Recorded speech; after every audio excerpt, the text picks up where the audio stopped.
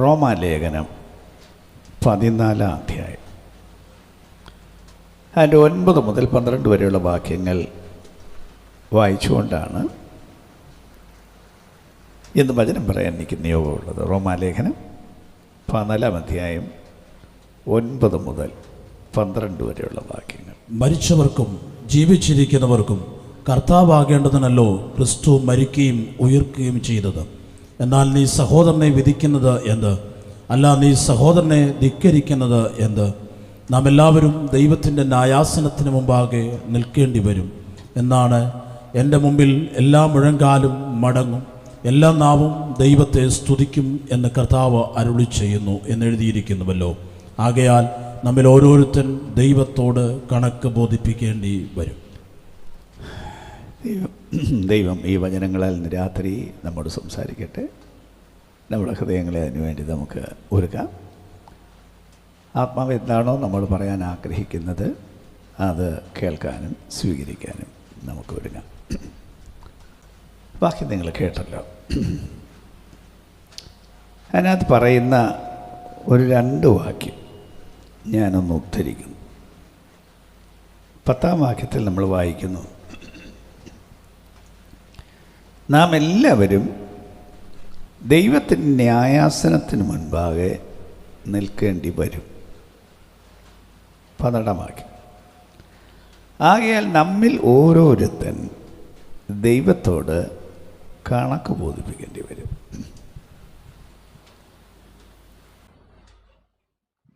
ഇതിനെ സംബന്ധിച്ച് ഒരല്പകാര്യം പറയാനാണ് രാത്രി എനിക്ക് ദൈവം നിയോഗം തന്നിരിക്കുന്നത്.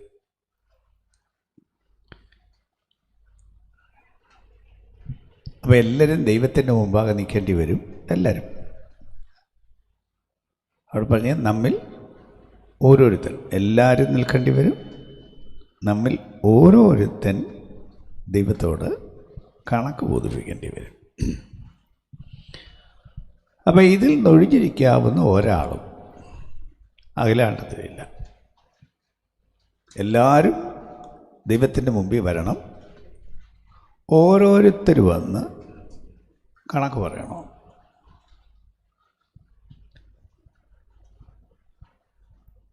വചനത്തിൽ ചില വാക്യങ്ങൾ കൂടി അതിൻ്റെ വെളിച്ചത്തിൽ നമുക്ക് നോക്കാം. ദൈവം ഈ പറയുന്നതിൻ്റെ അർത്ഥം ഈ അഖിലാണ്ടം മൊത്തം ദൈവത്തിൻ്റെതാണ്. ദൈവം ഉണ്ടാക്കിയതാണ്, ദൈവത്തിൻ്റെ ഭരണത്തിൻ്റെ കീഴിൽ വരുന്നതാണ്, ദൈവത്തിൻ്റെ അധികാരത്തിൽ വീഴുന്നതാണ്. അങ്ങനെയെല്ലാം ദൈവത്തിൻ്റെ ഉടമസ്ഥതയിൽപ്പെട്ടതാണ് എന്നുള്ളതുകൊണ്ട് മനുഷ്യനുൾപ്പെടെ എല്ലാം. അപ്പം അതിന് മനുഷ്യൻ ഉത്തരവാദികളാണ്, അവരുടെ ജീവിതത്തിന് ഉത്തരവാദികളാണ്. അതുകൊണ്ട് ഓരോരുത്തരും ദൈവത്തോട് കണക്ക് പറയണം. യോഹന്നാന്റെ സുവിശേഷം 5-ാം അധ്യായം 22-ാമത്തെ വാക്യം, എല്ലാവരും പിതാവിനെ ബഹുമാനിക്കുന്നത് പോലെ പുത്രനെയും ബഹുമാനിക്കേണ്ടതിന് പിതാവ് ആരെയും ന്യായം വിധിക്കാതെ ന്യായവിധി എല്ലാം പുത്രന് കൊടുത്തിരിക്കുന്നു. അപ്പം അങ്ങനെ ദൈവത്തിൻ്റെ മുമ്പാകെ നിൽക്കേണ്ടി വരും എന്ന് പറയുമ്പോഴും വിശദീകരിച്ചിരിക്കുന്നൊരു വിശദീകരണം,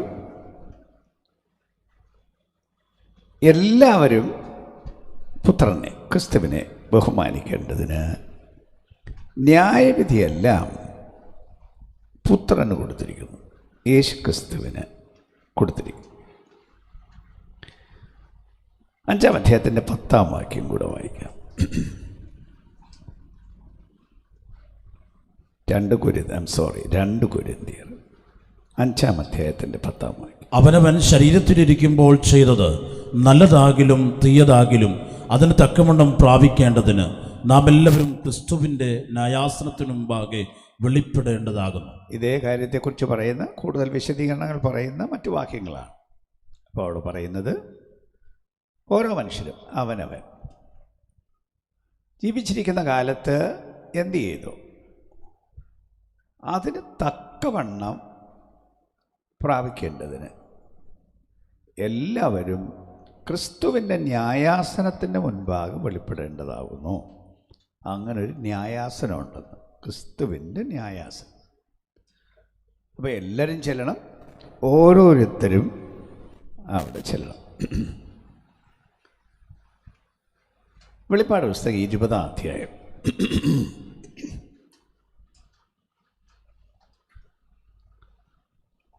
അതിൻ്റെ വിധിയുടെ മറ്റൊരു കാര്യം പറയുക. 11 മുതൽ 15 വരെയുള്ള വാക്യങ്ങൾ. വെളിപ്പാട് പുസ്തകം 20-ാം അധ്യായം. ഞാൻ വലിയൊരു വെള്ളസിംഹാസനവും അതിൽ ഒരുത്തൻ ഇരിക്കുന്നതും കണ്ടു. അവൻ്റെ സന്നിധിയിൽ നിന്ന് ഭൂമിയും ആകാശവും ഓടിപ്പോയി, അവയെ പിന്നെ കണ്ടില്ല. മരിച്ചവർ ആബാലവൃത്തം സിംഹാസനത്തിന് മുമ്പിൽ നിൽക്കുന്നത് കണ്ടു. നോക്കൂ, മരിച്ചവർ ആബാലവൃത്തം. എല്ലാവരും, പ്രായവ്യത്യാസമില്ല, എല്ലാ മനുഷ്യരും ന്യായാസനത്തിന് മുൻപാകെ നിൽക്കുന്നത് ഞാൻ കണ്ടു. വായിച്ചു. പുസ്തകങ്ങൾ തുറന്നു. ജീവന്റെ പുസ്തകം എന്ന മറ്റൊരു പുസ്തകവും തുറന്നു.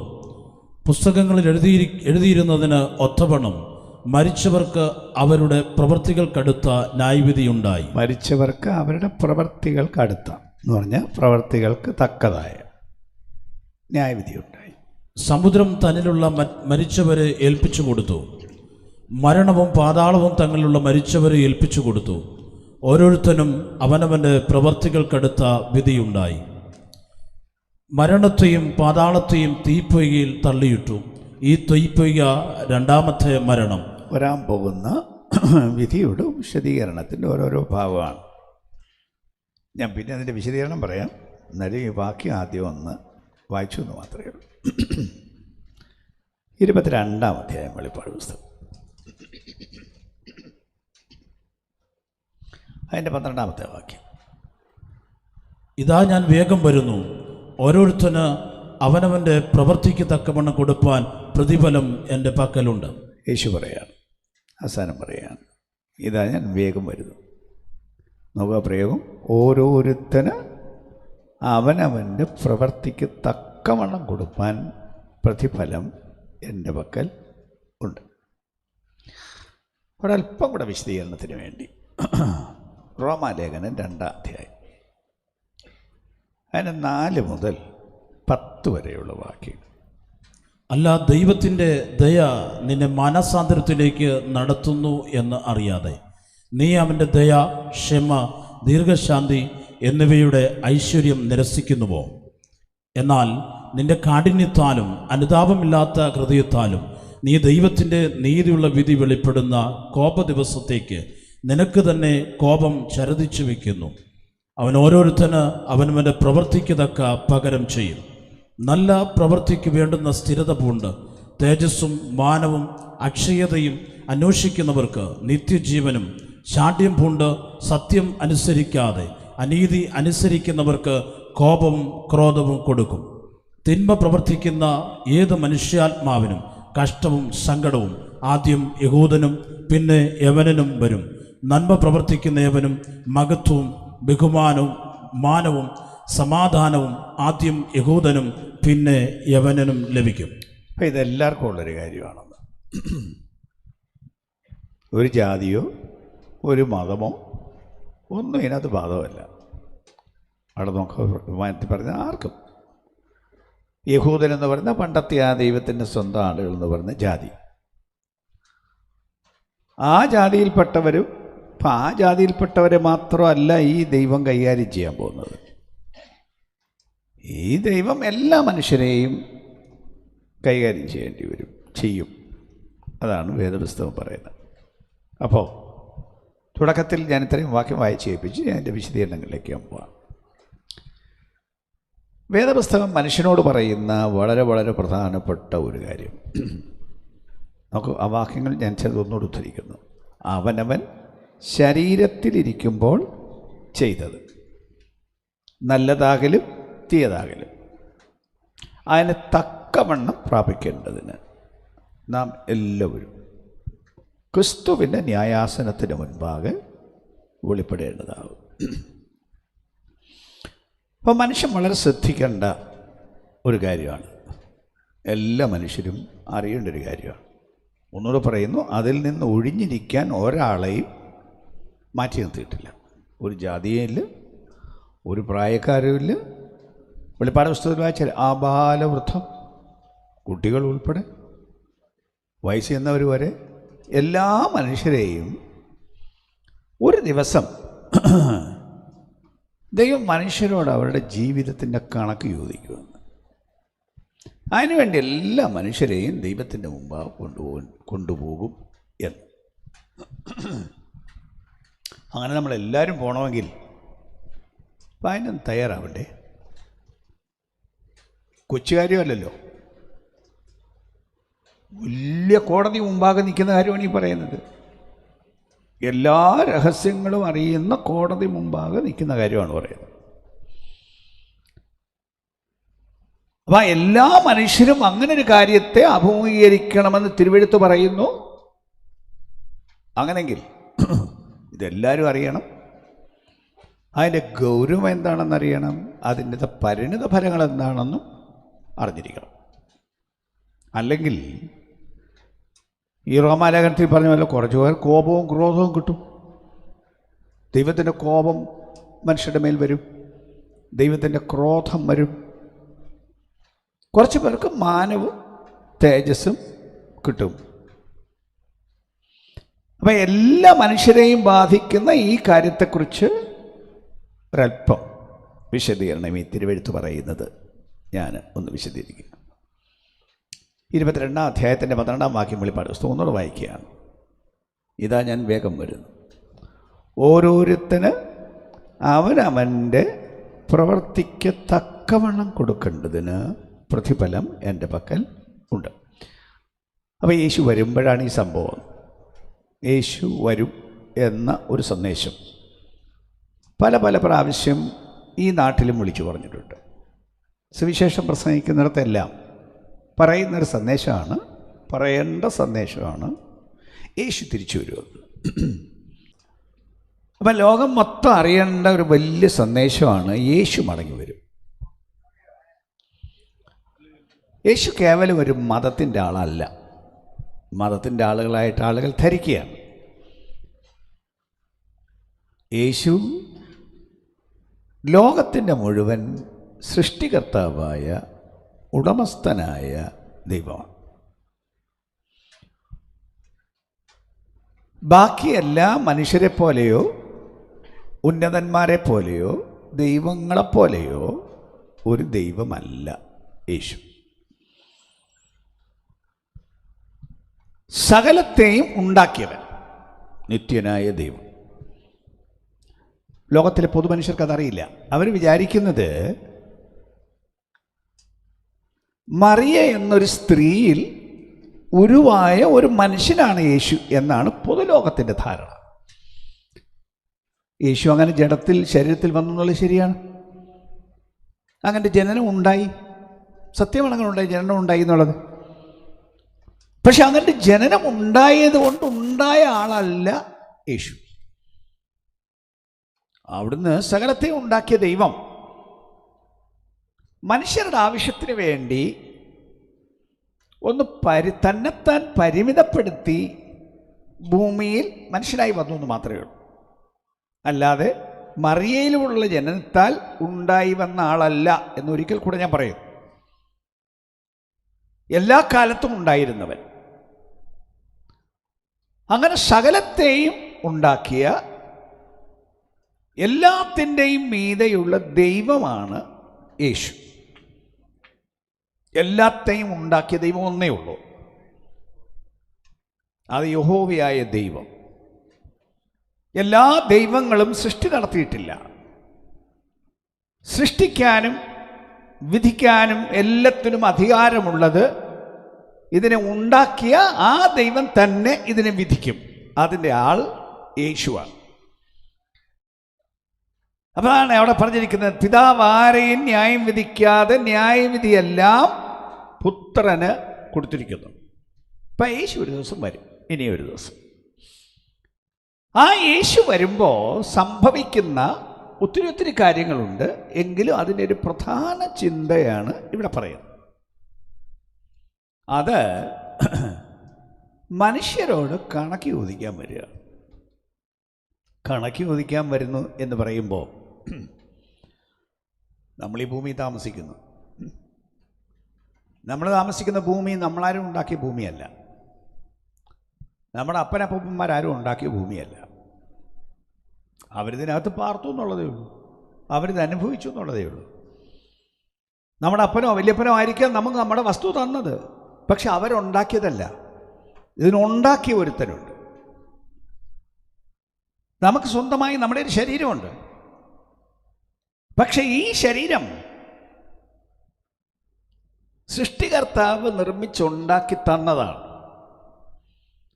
ഓരോരുത്തരെയും പ്രത്യേകം ഉണ്ടാക്കിയിട്ടുള്ളതാണ്. അല്ല, നമ്മൾ ദൈവത്തിൻ്റെ സൃഷ്ടിയുടെ ഭയങ്കര മഹത്വം തന്നെ ഒന്ന് ആലോചിച്ചു. ഇത്ര ഒരു നിർമ്മിതി ലോകത്തിൽ വേറെ എന്താണുള്ളത്? ദൈവം ഉണ്ടാക്കുന്നത് പോലെ വിവിധത്വമുള്ള ഒരു സംവിധാനം വേറെ എന്തുണ്ട്? ലോകത്തിലെ എല്ലാ മനുഷ്യരെയും കണ്ടാൽ തിരിച്ചറിയാമല്ലോ. ഓരോരുത്തർക്കും ഓരോ രൂപമല്ലേ, ഓരോരുത്തർക്കും ഓരോ ശബ്ദമല്ലേ. ഇത്രയും മനുഷ്യരെ ഉണ്ടാക്കിയിട്ട് ഈ മനുഷ്യർക്കെല്ലാം വേറെ വേറെ ശബ്ദം കൊടുത്ത്, പിന്നെ കൂടുതൽ വിശദീകരണങ്ങൾ ഒത്തിരി പറയാൻ ആവശ്യമില്ല. ഈവൻ ഓരോരുത്തരുടെ മുടി പോലും അവരുടെ അതുപോലത്തെ മുടി അഖിലാണ്ടത്തിൽ വേറെ ആർക്കും ഇല്ല. പക്ഷെ നമുക്ക് കണ്ടാൽ തിരിച്ചറിയത്തില്ലെന്നുള്ളേ ഉള്ളൂ. അത് പരിശോധിക്കുന്ന ശാസ്ത്രമുണ്ട്. ആ ശാസ്ത്രപ്രകാരം നോക്കിയാൽ ഓരോരുത്തരുടെയും മുടി വേറൊരാളുടെ ഇതിൽ നിന്ന് വ്യത്യസ്തമാണ്. എല്ലാം നമ്മുടെ കണ്ണ് വേറൊരാളുടെ കണ്ണിൽ നിന്ന് വ്യത്യസ്തമല്ലേ? ഇപ്പം നമ്മുടെ ID എടുക്കുന്നതിനകത്ത് കണ്ണല്ലേ എടുക്കുന്നത്? അപ്പം അങ്ങനെ എല്ലാം വേറെ വേറെ ഉണ്ടാക്കിയ ഈ ദൈവം എന്തൊരു ഭയങ്കര ജ്ഞാനിയും എന്തൊരു മഹത്വത്തിൻ്റെ സമ്പ്രദായമാണ് ദൈവത്തിൻ്റെ കയ്യിലിരിക്കുന്നത്. തന്നെയല്ല, നമുക്ക് ശ്വസിക്കാൻ പ്രാണവായു വേണം. നമ്മളാരും ഉണ്ടാക്കി ശ്വസിക്കുന്നതല്ലല്ലോ, നമ്മുടെ സർക്കാർ ഉണ്ടാക്കി തന്ന് നമ്മൾ ശ്വസിക്കുന്നതല്ലല്ലോ. ഇതെല്ലാം ഒടേ തമ്പുരാൻ ഈ അഖിലാണ്ടത്തിൽ വെച്ചിരിക്കുന്നതല്ലേ. അത് ശ്വസിക്കുന്ന നമ്മൾ പൈസയൊന്നും കൊടുക്കാതെ ഇഷ്ടം പോലെ ശ്വസിക്കുക. അതിൻ്റെ വില എന്താണെന്ന് അറിയണമെങ്കിൽ ശ്വസിക്കാൻ വയ്യാത്തൊരു ദിവസം ഉണ്ടായി ആശുപത്രിയിൽ പോയി ഒന്ന് കുറ്റിക്കകത്തുനിന്ന് ശ്വസിക്കണമെങ്കിൽ, അല്ല വെന്റിലേറ്ററിൽ നിന്നിടേണ്ടി വന്നാൽ അന്നേരമാണ് ഇതിൻ്റെ മൂല്യം അറിയുന്നത്. ഒരു ദിവസം വെന്റിലേറ്ററിലിട്ടാൽ സാധാരണ ആശുപത്രിക്കാരൻ 30,000 രൂപ ചാർജ് ചെയ്യും. നമ്മൾ ഒരു ദിവസം ശ്വസിക്കുന്ന പ്രാണവായു. അപ്പം അങ്ങനെ നമ്മളങ്ങോട്ട് നോക്കൂ, എന്താണ് നമ്മുടെ സ്വന്തം എന്ന് പറയാൻ? നിങ്ങളുടെ കഴിവുകൾ വല്ലതും നിങ്ങളുടെ സ്വന്തമാണോ?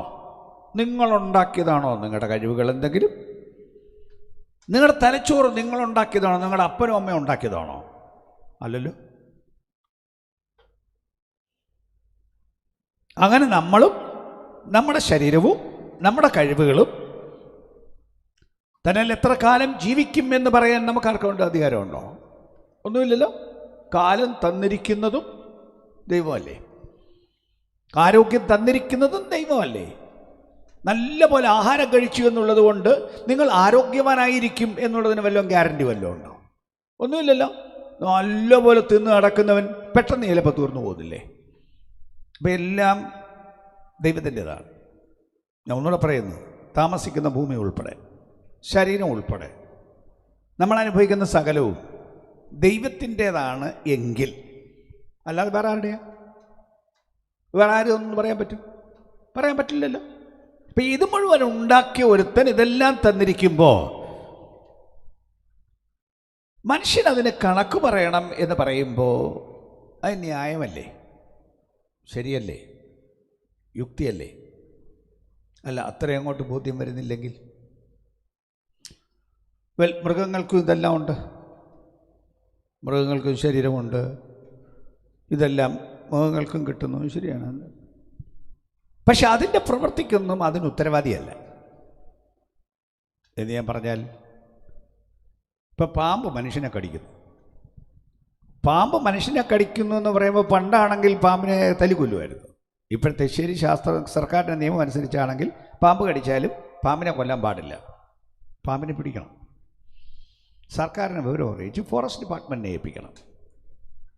അവർ വന്ന് ഈ പാമ്പിനെ ജീവനോടെ കൊണ്ടുപോകണം, അതിനെ കൊണ്ട് വനത്തി വിടണം.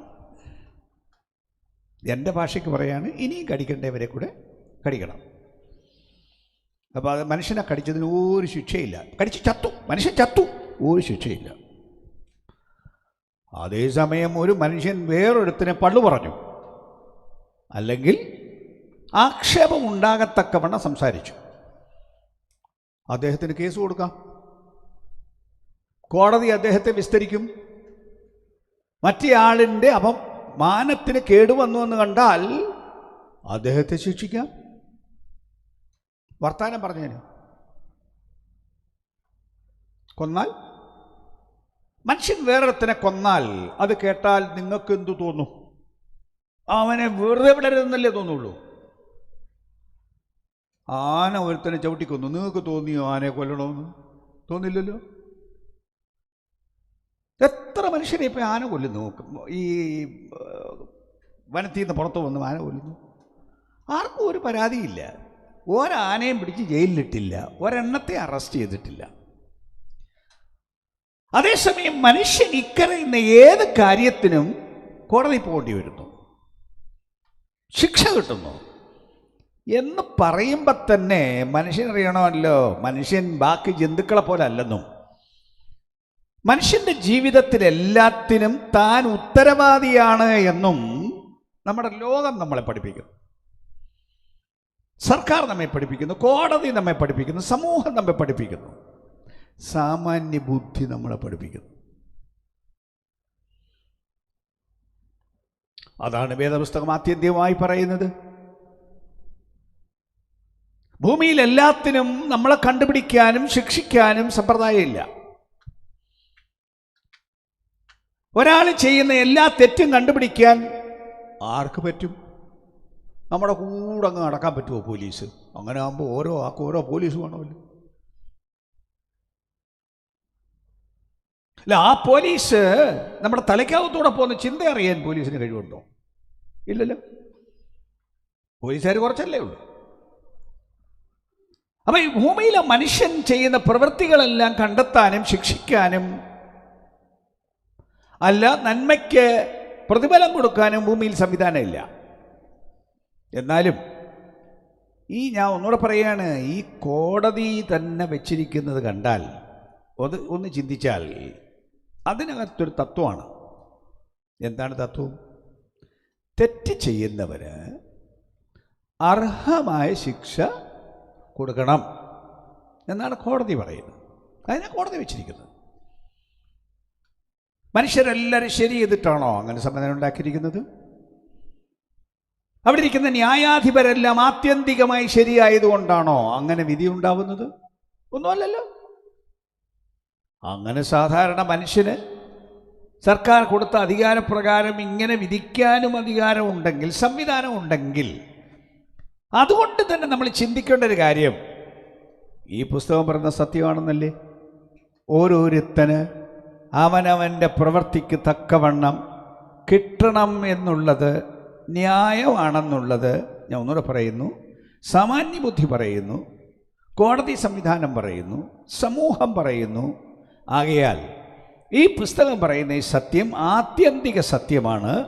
ഓരോരുത്തന് അവനവൻ്റെ പ്രവൃത്തിക്ക് തക്കവണ്ണം പ്രതിഫലം കിട്ടുന്ന ഒരു ദിവസമുണ്ട്. അതിന് കണക്ക് ചോദിക്കുന്നൊരു ദിവസമുണ്ട്. ആ കണക്ക് ചോദിക്കുന്ന ആൾ യേശുക്രിസ്തുവാണ്. അതിന് സംവിധാനം ചെയ്തിരിക്കുന്നു. അതുകൊണ്ട് മുഴുവൻ ലോകവും അറിയണം, നിങ്ങളുടെ ജീവിതം ഉത്തരവാദിത്വമുള്ളതാണ്, പ്രധാനപ്പെട്ടതാണ്, ഓരോ ദിവസവും പ്രധാനമാണ് എന്ന് സകല മനുഷ്യരും അറിഞ്ഞിരിക്കണം.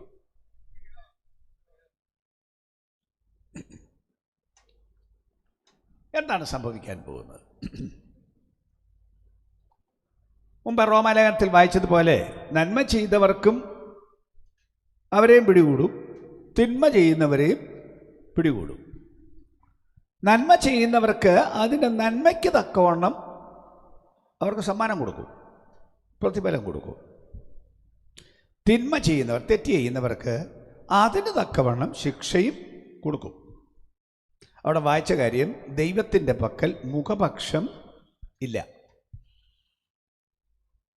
ആ വാക്കിൻ്റെ അർത്ഥം അറിയാമല്ലോ, മുഖപക്ഷം ഇല്ലെന്ന് പറഞ്ഞ്. ഇപ്പം ദൈവം ഒരാൾക്ക് അനുകൂലമായും വേറൊരാൾക്ക് അനുകൂലമായും പക്ഷം പിടിച്ച് ചെയ്യുന്ന ആളല്ല. എല്ലാവരോടും ദൈവത്തിൻ്റെ പ്രവർത്തനം നീതിയുള്ളതാണ്. ആ നീതിയുള്ളതിൽ രണ്ട് കാര്യത്തിലേക്ക് ഞാൻ വരുന്നു. കൊരിന്ത്യർക്കെഴുതിയ 2-ാം ലേഖനം 5-ാം അധ്യായം 10-ാം വാക്യത്തിൽ നമ്മൾ വായിച്ചത്, അവനവൻ ശരീരത്തിലിരിക്കുമ്പോൾ ചെയ്തത് നല്ലതാകലും തീയതാകലും അതിന് തക്കവണ്ണം പ്രാപിക്കേണ്ടതിന് നാം എല്ലാവരും ക്രിസ്തുവിൻ്റെ ന്യായാസനത്തിന് മുൻപാകെ വെളിപ്പെടേണ്ടതാകുന്നു. ക്രിസ്തുവിൻ്റെ ന്യായാസനത്തിൻ്റെ മുമ്പാകെ വെളിപ്പെടണം. വെളിപ്പാട് പുസ്തകത്തിലെ വാക്യം മുമ്പേ ഞാൻ പറഞ്ഞ് ഒന്നുകൂടി എടുത്തു പറയുകയാണ്, ഓരോരുത്തർ അവനവൻ്റെ പ്രവൃത്തിക്ക് തക്കവണ്ണം കൊടുക്കാൻ പ്രതിഫലം എൻ്റെ പക്കൽ ഉണ്ട്. ഇപ്പോൾ യേശു അതിനു വേണ്ടി വരുന്നു. അതിനു വേണ്ടി വരുമ്പോൾ അതിനുള്ള സംവിധാനത്തിൻ്റെ പേരാണ് പറയുന്നത് ക്രിസ്തുവിൻ്റെ ന്യായാസനം. അങ്ങനെ സംഗതിയുണ്ട്. ക്രിസ്തു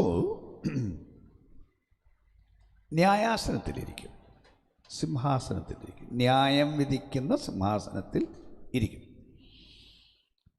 ക്രിസ്തു ന്യായം വിധിക്കുന്ന സിംഹാസനത്തിൽ ഇരിക്കുന്നത് കൊണ്ട് പല ഘട്ടങ്ങളിലാണ് ന്യായവിധി. എങ്കിലും ഞാൻ പ്രധാനമായി രണ്ടായി തിരിച്ചു പറയാൻ പോവാണ്. അപ്പം ഇവിടെ പറയുന്ന ഈ പ്രയോഗം അനുസരിച്ച്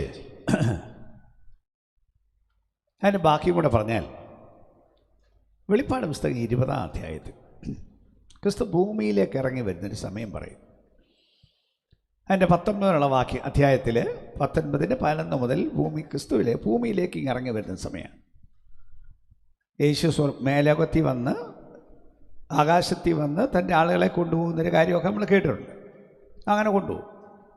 അതിന് യേശു ക്രിസ്തുവിൻ്റെ രഹസ്യവരവെന്നോ സഭയുടെ എടുത്തുള്ളപ്പടിയിലെന്നോ ഒക്കെ പറയും. ക്രിസ്തു സ്വർഗത്തിൽ നിന്ന് ഇങ്ങോട്ട് ഇറങ്ങി വരും, കുറച്ച് ദൂരം വരും. ക്രിസ്തുവിൽ മരിച്ചവർ ഉയർത്തെഴുന്നേൽക്കും, ജീവനോടിരിക്കുന്നവർ രൂപാന്തരപ്പെടും. എന്നിട്ട് ആകാശത്തിൽ കർത്താവിനെ എതിരേൽപ്പാൻ മേഘങ്ങളിൽ എടുക്കപ്പെടും. ക്രിസ്തു കുറച്ച് ദൂരം ഇങ്ങോട്ട് വരും, ഇവിടുന്ന് കുറച്ച് ദൂരം അങ്ങോട്ട് പോയി ആകാശത്തിൽ കർത്താവിനെ എതിരേൽക്കും. അതാദ്യ ഘട്ടം. അങ്ങനെ സംഭവം ഉണ്ടാവും.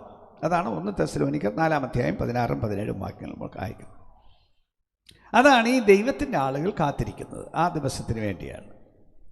അത് ക്രിസ്തുവിൻ്റെ ആളുകളെ കൊണ്ടുപോകുന്നതാണ്. ക്രിസ്തുവിൻ്റെ ആളുകൾ എന്ന് പറഞ്ഞാൽ ക്രിസ്തുവിനെ സ്വന്തമായി സ്വീകരിച്ചവർ.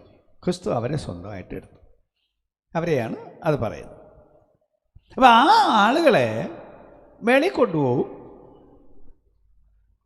എന്നിട്ട് 19-ാം അധ്യായത്തിൽ വരുമ്പോൾ അതിൻ്റെ 11-മുള്ള വാക്യങ്ങൾ വായിച്ചാൽ ഈ ആളുകളെയും കൊണ്ട് ക്രിസ്തു താഴോട്ടിറങ്ങി വരും, ഭൂമിയിലേക്ക് ഇറങ്ങി വരും.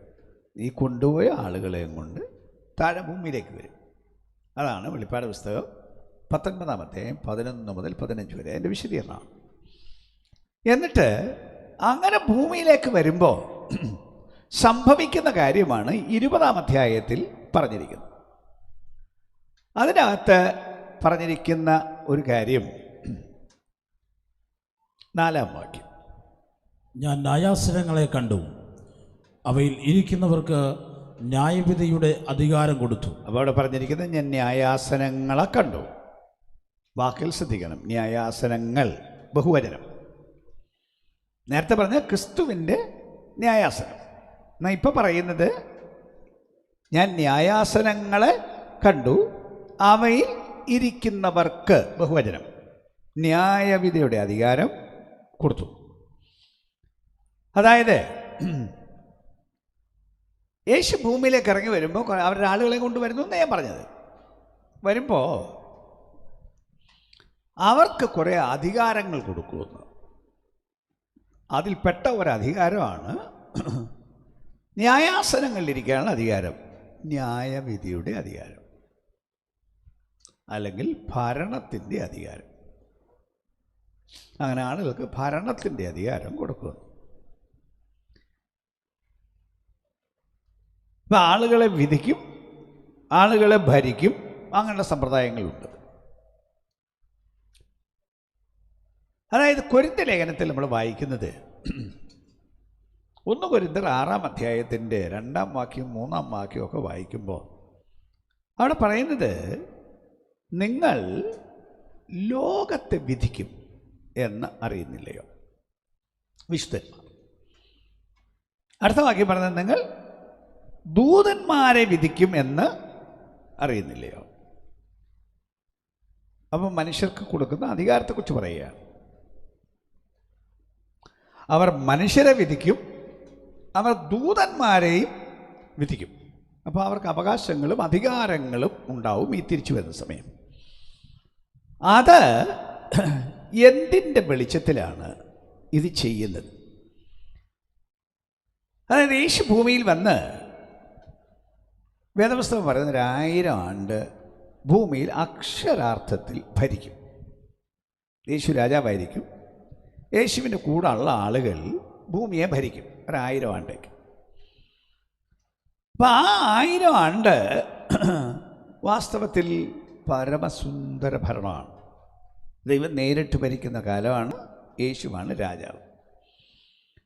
യേശു രാജാവായി വാഴുന്ന കാലത്ത് ദേശത്ത് ഭരണം ഉണ്ടാവും, അക്ഷരാർത്ഥത്തിലുള്ള ഭരണം ഉണ്ടാവും. ഇന്നത്തെ പോലൊക്കെ തന്നെ ഭരണത്തിൻ്റെ സ്വഭാവത്തിന് വ്യത്യാസം ഉണ്ടെന്നുള്ളതേ ഉള്ളൂ. ഇപ്പോൾ ഇന്ത്യ രാജ്യത്തിന് ഒരു സർക്കാരുണ്ട്.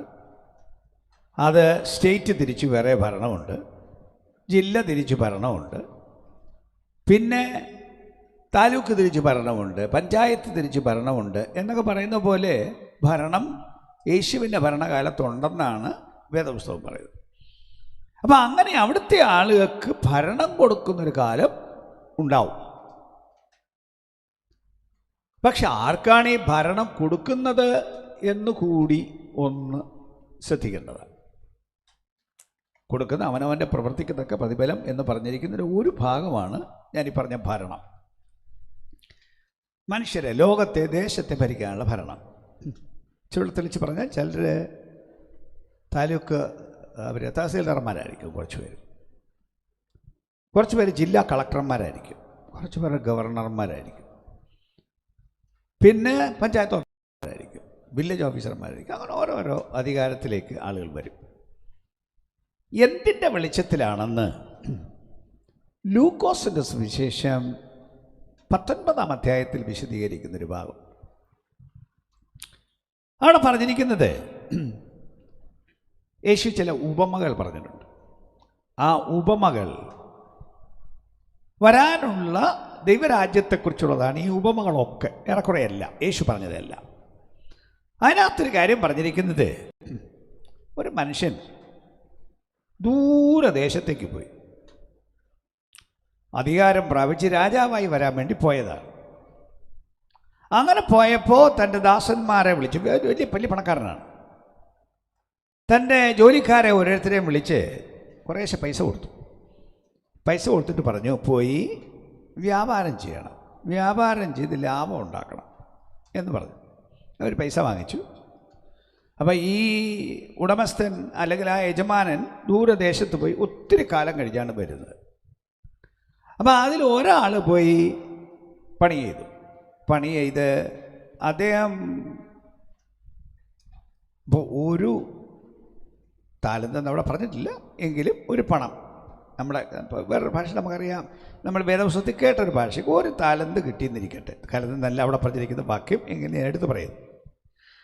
അയാൾ പോയി 10 ഉണ്ടാക്കി, നല്ലപോലെ ബിസിനസ് ചെയ്തു, 10 നേടി.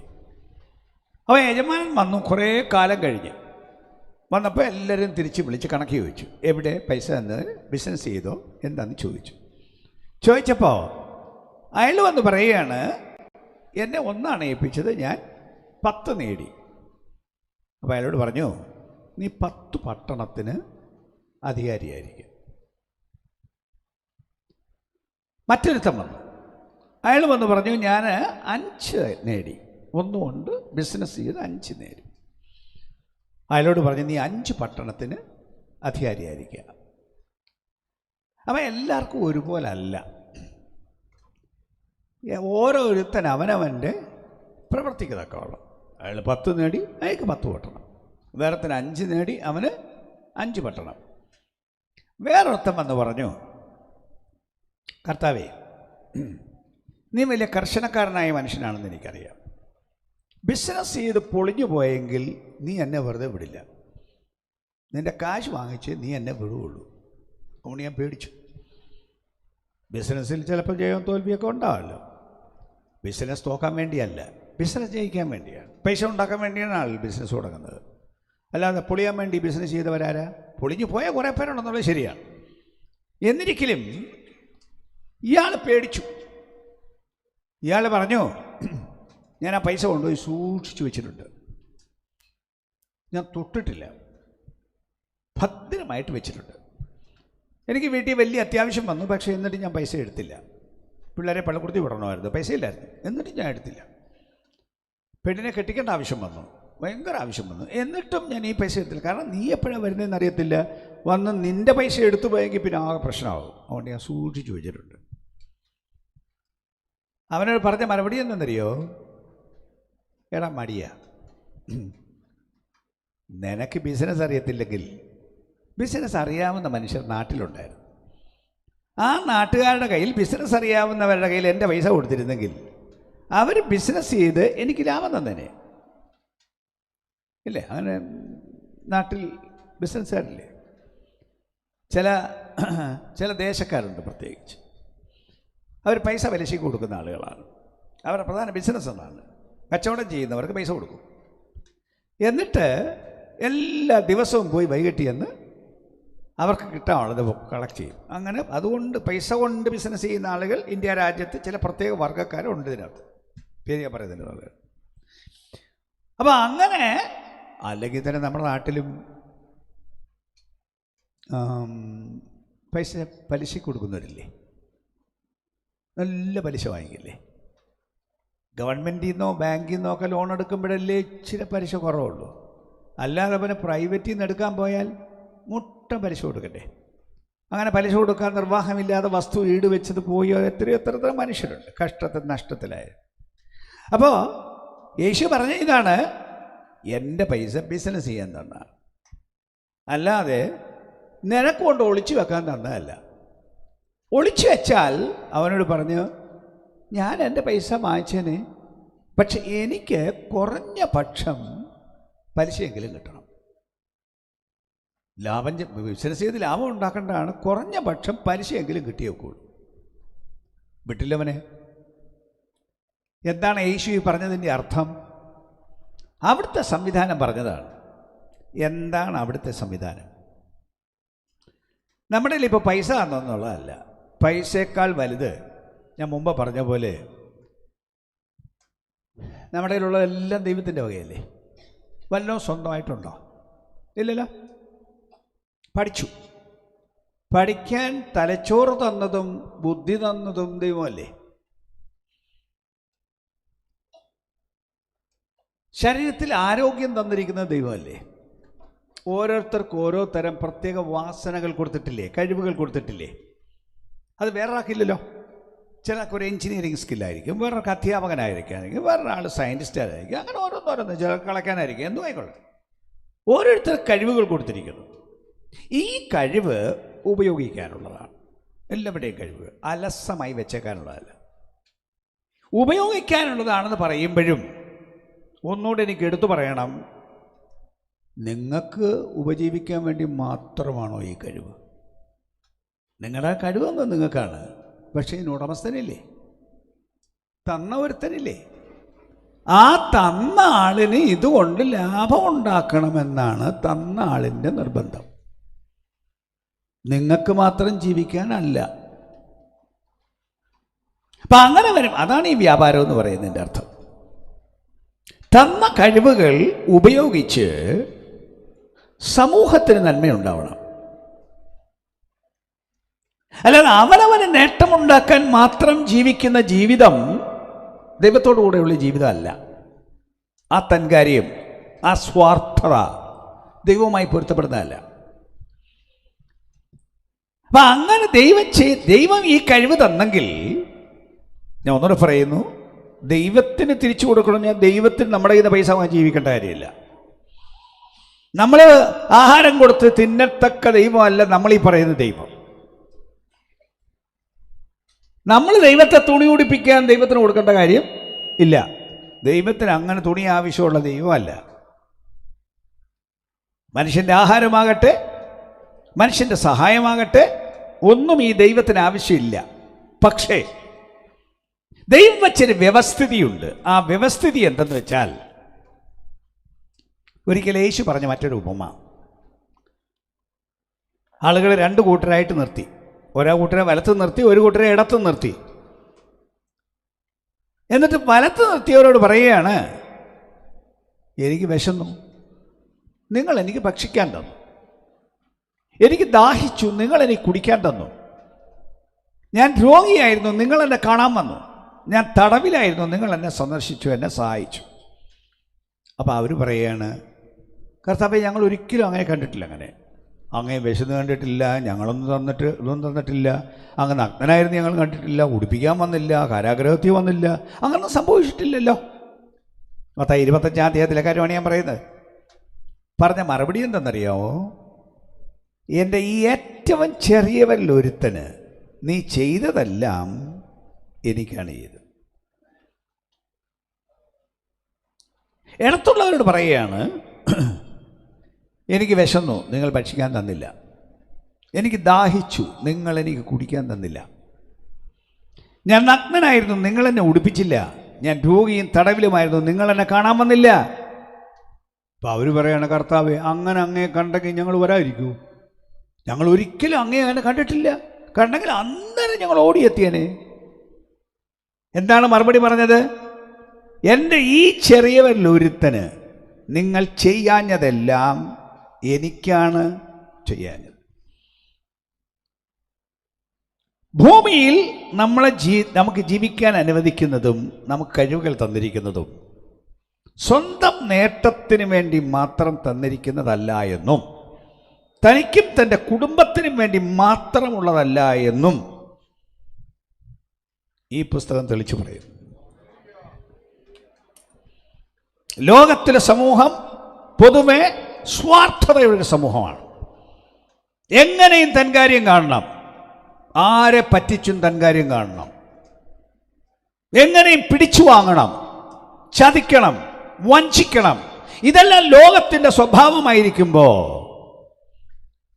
ദൈവം ഇതിനല്ല മനുഷ്യനെ നിയമിച്ചത്. നിങ്ങളുടെ നന്മ വേറൊരാൾക്കും കൂടെ ഉപകാരപ്രദമാവണം. നിങ്ങളുടെ കുട്ടി സ്കൂളിൽ പോകണമെന്നതുപോലെ തന്നെ സാമ്പത്തികമില്ലാത്തൊരുത്തൻ്റെ കുട്ടിയും സ്കൂളിൽ പോകണം. നിങ്ങളുടെ വീട്ടിൽ ആഹാരം ഉണ്ടെന്നുള്ളത് പോലെ തന്നെ ആഹാരം ഇല്ലാത്തൊരുത്തൻ്റെ വീട്ടിൽ ആഹാരം ഉണ്ടാവണം. ഇതിന് ദൈവം മേളിൽ നിന്ന് ഇറക്കിക്കൊണ്ട് കൊടുക്കും എന്ന് പറഞ്ഞിട്ട് കാര്യമില്ല.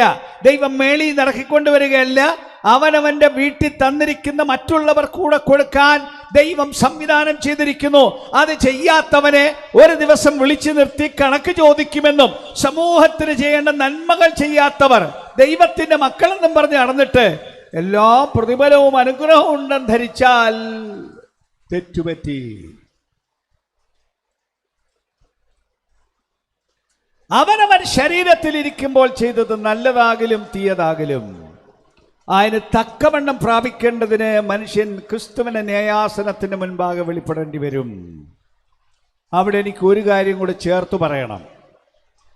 ഞാൻ പറഞ്ഞതിൻ്റെ അർത്ഥം, ക്രിസ്തുവിൻ്റെ ആളുകൾ എന്ന് പറയുന്നവർ തങ്ങളുടെ കഴിവുകൾ, അത് കഴിവുകളാകട്ടെ, പണമാകട്ടെ, സമൃദ്ധിയാകട്ടെ, എന്തും ആവശ്യത്തിലിരിക്കുന്ന മറ്റുള്ളവരുമായി കൂടി പങ്കിടാൻ വേണ്ടിയാണ് ചെയ്തിട്ട് നൽകിയിരിക്കുന്നത്. എന്നാൽ അത് ചെയ്യുമ്പോൾ തന്നെ വേറൊരു നിയമം കൂടി അതിനകത്തുണ്ട്. വാക്യത്തിലേക്ക് ഒന്നുകൂടെ ഞാൻ മടങ്ങി വരുന്നു. ഓരോരുത്തന് അവനവൻ്റെ പ്രവൃത്തിക്ക് തക്കവണ്ണം പ്രതിഫലം കൊടുക്കാൻ യേശു വരുന്നു എന്ന് പറയുമ്പോൾ, മത്തായി സുവിശേഷത്തിൽ യേശു പറഞ്ഞ ഒരു പ്രയോഗം കൂടി ഞാൻ പറയാം. പറഞ്ഞെങ്ങനെയാണ്? മനുഷ്യർ കാണേണ്ടതിന് നിങ്ങളുടെ നന്മപ്രവർത്തികളെ അവരുടെ മുമ്പാകെ കാണിക്കരുത്. അതായത് പണ്ട് യഹൂദന്മാർ നന്മപ്രവർത്തികൾ ചെയ്യുന്നതിൽ ഉത്സുകരാണ്. മറ്റ് പല മതക്കാരും ഇന്നും അങ്ങനെയുണ്ട്. പക്ഷെ അങ്ങനെ ഈ നന്മപ്രവൃത്തി ചെയ്യുമ്പോൾ ദാനം കൊടുക്കുന്നൊരു ദിവസം അന്ന് ചെണ്ടയൊക്കെ അടിച്ച് മനുഷ്യരെ എല്ലാം വിളിച്ച് അറിയിക്കും, ഇന്ന് ദാനത്തിൻ്റെ ദിവസമാണ്, ഞാൻ ദാനം കൊടുക്കാൻ പോവാണ് എന്നും പറഞ്ഞ് ചെണ്ട കൊട്ടി വിളംബരം ചെയ്യും. യേശു പറഞ്ഞത്, അങ്ങനെ ചെയ്യുന്ന നിങ്ങൾക്ക് ദൈവത്തിങ്കൽ നിന്ന് പ്രതിഫലം ഉണ്ടാവില്ല. ദൈവത്തിൽ നിന്ന് പ്രതിഫലം ഉണ്ടാകണമെങ്കിൽ നിങ്ങൾ ചെയ്യുന്നത് മറ്റാരെയും അറിയിക്കാതെ സ്വകാര്യമായി ചെയ്യണം. അതേസമയം കൊടുത്തിട്ട് ചെണ്ട കൊട്ടിക്കുന്നതിൻ്റെ അർത്ഥം ഇയാൾ കൊടുക്കുന്ന ആളാണെന്ന് നാട്ടുകാരെ അറിയിക്കുക. ഇന്നിപ്പോൾ ചെണ്ട കൊട്ടുകല്ല, ഇന്ന് പടം എടുത്ത് സോഷ്യൽ മീഡിയയിലിടുക. എന്തെങ്കിലും ഒരു കാര്യം ചെയ്താലുടൻ ഭൂമി മുഴുവൻ പോണം, ഞങ്ങൾ ചെയ്തു. അത് പണ്ടത്തെ ചെണ്ടകൊട്ടിൻ്റെ ബാക്കിയാണ്. അപ്പം യേശു എന്താണ് പറയുന്നത്? അങ്ങനെ ചെയ്താൽ എന്തിനു ചെയ്തു? കൊടുത്തു എന്നറിയിക്കാൻ ചെയ്തു. അതിൻ്റെ പ്രതിഫലം ആളുകൾ അറിഞ്ഞു, ആളുകൾ കണ്ടു, അതാണ് അതിൻ്റെ പ്രതിഫലം. അല്ല അതിന് വേറെ ഇനിയും വരുന്നതിനുള്ള ലോകത്ത് പ്രത്യേകിച്ച് പ്രതിഫലമൊന്നും ഇല്ല. അതിൻ്റെ അർത്ഥം മനുഷ്യൻ്റെ ഉദ്ദേശം എന്താണ് എന്ന് പരിശോധിച്ചാണ് ദൈവം പ്രതിഫലം കൊടുക്കുന്നത്. അല്ല കുറെ കാര്യങ്ങൾ ചെയ്തു എന്നതിൻ്റെ വെളിച്ചത്തിലല്ല. അന്തരംഗത്തിൻ്റെ ഉദ്ദേശം എന്താണ്? ഞാൻ നല്ലവനെന്ന് കാണിക്കാൻ വേണ്ടി ചെയ്തതെല്ലാം പോയി, അതിന് ഒരു പ്രതിഫലം ഉണ്ടാവില്ല. എന്നാൽ മനുഷ്യൻ്റെ കഷ്ടത്തിലും ഞെരുക്കത്തിലും കണ്ട് മനസ്സലിഞ്ഞ് ക്രിസ്തുവിൻ്റെ മനസ്സലിവ് നിമിത്തം പരസ്യം ചെയ്യാതെ വ്യക്തിപരമായ ആളുകളെ സഹായിച്ചാൽ അതിനൊരു ദിവസം പ്രതിഫലം ഉണ്ടാവുമെന്ന്. അതെന്ന് ഇന്ന് രാത്രി ആത്മാവ് ഇങ്ങനെ തന്നെ നയിക്കുന്നു പറയാൻ. ഒന്നുകൂടെ ഞാൻ എടുത്തു പറയുന്നു, ക്രിസ്തുവിൻ്റെ ആളുകളെന്ന് പറയുന്നവർ വരാനുള്ള ലോകം നോക്കി ജീവിക്കണം. ഇവിടുത്തെ ലോകം മാത്രം നോക്കി ജീവിച്ചാൽ ഇവിടുത്തെ ലോകം കുറച്ചു കാലമേ ഉള്ളൂ, ഇതിൽ നിത്യമായ മൂല്യമില്ല. എന്നാൽ നിങ്ങൾ നിത്യരാണ്, നിത്യകാലം ജീവിക്കേണ്ടവരാണ്. ആ നിത്യതയിൽ ചെല്ലുമ്പോൾ വരാനുള്ള ലോകത്തിൽ അവിടെയാണ് നമ്മൾ ആരാണെന്ന് വെളിപ്പെടുന്നത്, നമ്മുടെ വലിപ്പം വെളിപ്പെടുന്നത്, നമ്മുടെ മഹത്വം വെളിപ്പെടുന്നത്. ഈ കൊരിന്ത്യർ ലേഖനത്തിൻ്റെ ഭാഷയിൽ പറഞ്ഞാൽ 1 കൊരിന്ത്യർ 3-ാം അധ്യായത്തിലാണെങ്കിൽ കുറച്ച് പേർ അവിടെ നല്ല മാനത്തോടിരിക്കും, കുറച്ച് പേര് ഒരുമാതിരി നാണിച്ചിരിക്കേണ്ടി വരും. എന്താണ് മാനത്തിൻ്റെ കാരണം? ഞാനിപ്പോൾ പറഞ്ഞാണ്. ഉദ്ദേശം കൂടി വിലയിരുത്തി അവിടെ വരുമ്പോൾ കുറച്ച് പേർക്ക് വലിയ നേട്ടം ഉണ്ടാവും. അതിനെ സംബന്ധിച്ച് കൊരിന്ത്യർ ലേഖനം വിശദീകരിച്ചിരിക്കുന്നത് ഇങ്ങനെയാണ്. 1 കൊരിന്ത്യർ 3-ാം അധ്യായത്തിലാണ്. ആ ദിവസത്തെക്കുറിച്ച് പറഞ്ഞിരിക്കുന്നത് എങ്ങനെയാണ്? ആ ദിവസം തീയോടെ വെളിപ്പെട്ട് തരും. തീ തന്നെ മനുഷ്യൻ്റെ പ്രവൃത്തിയെ ശോധന ചെയ്യും. എന്നിട്ട് ഉദാഹരണം പറഞ്ഞിരിക്കുകയാണ്, തീക്കകത്തോടെ മനുഷ്യരെ കടത്തിവിടുമെന്ന്. പറയുന്നത് ഇങ്ങനെയാണ്: മരം, പുല്ല്, വൈക്കോൽ എന്നിവ കൊണ്ട് ഒരു കൂട്ടർ പണി ചെയ്തു. അപ്പം ഈ സാധനം തീക്കകത്തോടെ വിടണം. തടിക്ക് തീ കത്തും, ചില നേരം എടുക്കുന്നുള്ളേ ഉള്ളൂ, പക്ഷെ കത്തും. കത്തിയെല്ലാം ചാരമാവും. ഇപ്പോൾ ഒരു ലോറി നിറച്ച് വൈക്കോലും കൊണ്ടുപോകുന്നു. ഇന്നത്തെ വിലയൊന്നും എനിക്കറിയില്ല, അല്ലെങ്കിലും അതിൻ്റെ വില എനിക്കറിയില്ല. അല്ലിപ്പോൾ 1,00,000 രൂപയുടെ കച്ചി കൊണ്ട് പോകുന്നിരിക്കട്ടെ, എത്ര ഉണ്ടാവില്ല. തീ പിടിച്ചു പോയാലോ എല്ലാം തീർന്നില്ലേ? പറയുന്നതിനിടെ കത്തിച്ചാരമാവില്ലേ? അപ്പം മരം, പുല്ല്, വൈക്കോൽ തീ പിടിച്ചു പോയാൽ പിന്നെ ബാക്കിയൊന്നും ഉണ്ടാവില്ല, ചാരമേ ഉണ്ടാവുള്ളൂ.